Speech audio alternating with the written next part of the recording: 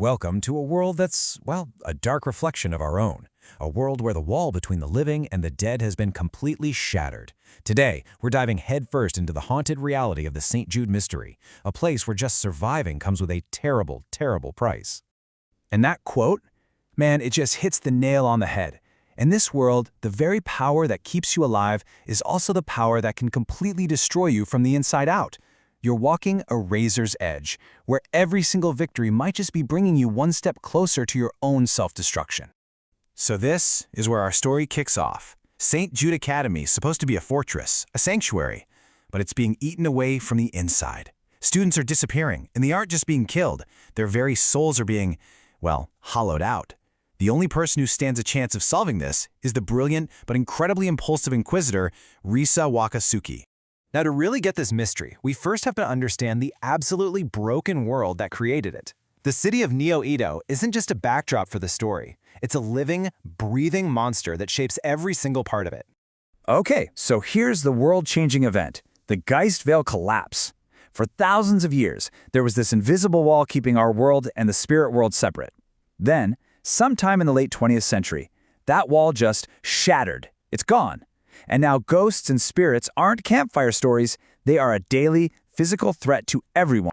And life in this new reality boils down to two very brutal rules. First, you are never safe. The city of Neo-Edo is just crawling with hostile spirits. Second, your entire life, your job, your safety, your social status, is all decided by how much spiritual juice you've got. It's a world literally built on power and fear. And right in the heart of all this chaos is St. Jude Academy. This isn't just a school, it's humanity's last real hope. It's a fortress designed for one thing, to train kids to become weapons, human weapons, that can actually fight back against these supernatural horrors. It's supposed to be a beacon of hope, which, of course, is why it's the center of our terrifying mystery. So to really understand the danger here, we've got to talk about the magic. Because in this world, magic isn't some simple hocus pocus. It's a volatile science, and its rules are directly connected to how these poor students are meeting their end. So everything, and I mean everything, starts with the 5 elements. These are the basic ingredients of reality that the spirit hunters or Amyo artists learn to control. This is Spirituality 101. If you can't do this, you won't survive for long. But to do the really powerful stuff, you have to master yin-yang amplification. And this is where it gets incredibly complex. It's all about finding a perfect balance, merging your internal spiritual energy, that's the yin, with your external physical force, the yang. It's so delicate that Risa actually uses her pendant and earrings just to help her maintain that balance. And this right here shows you the cost of that kind of power. It's a chain reaction, and every link is dangerous. You get the amplification just right, and you can create a massive elemental explosion. But that process creates an unavoidable side effect, this incredible buildup of internal spirit heat. If you can't vent that energy safely, the result is, well, it's catastrophic. And that catastrophe has a name: soul detonation. The user's soul is literally burned away from the inside out. And this isn't just some theoretical risk they talk about in class. This is exactly what's happening to the students at St. Jude. The killer is using their own power against them, forcing them to self-destruct.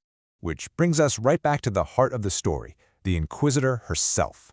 As terrifying as the investigation is on the outside, it's really just a mirror of the war that Risa is fighting inside her own head. You can really see the two sides of Risa here. On one side, you have what she's proud of, her perfect mimicry ability. It's surgical, refined, tactical. On the other side is what she's ashamed of, the raw, chaotic power of her elemental bombs, which she thinks are just a crude, messy sign that she failed as a tactician. Yeah, just let that sink in for a second. Every single time she has to unleash her full power to save the day, she doesn't see it as a win. She sees it as a deep, personal failure. She basically hates the most powerful part of herself. So why all the self-hate? It's because of her keen eye, a special ability from her bloodline that defines her entire identity. It lets her see spirits no one else can, and more importantly, it lets her perfectly copy any physical move she sees, instantly. To her, that's real skill. Everything else is just brute force. Okay, so you've got this world full of monsters, a killer using the magic system itself as a murder weapon, and an investigator who hates her own greatest strength. You just know all these pieces are about to slam into each other in one final, explosive showdown. The whole thing comes to a head in the Forbidden Forest. Risa corners the students she thinks are responsible, but she walks right into an ambush. They summon a primal Geist. We're talking an ancient, unbelievably powerful entity. And against something like that, all her precise tactical skills are completely useless. This forces the ultimate question, not just for her, but for all of us, right? When you're up against true evil, what really matters more? The elegant, refined skill you've built your entire life around, or the raw, messy, chaotic power you've always seen as a personal flaw? And here, in this moment, we see her choice. Facing this unbeatable monster, she stops trying to be a delicate tactician. With this look of just cold resignation, she finally embraces her raw power. She accepts that it's not a failure, but the ultimate, and kind of horrifying, solution. It just leaves you with this haunting thought. What happens when the part of you that you hate the most is the only thing that can save everyone?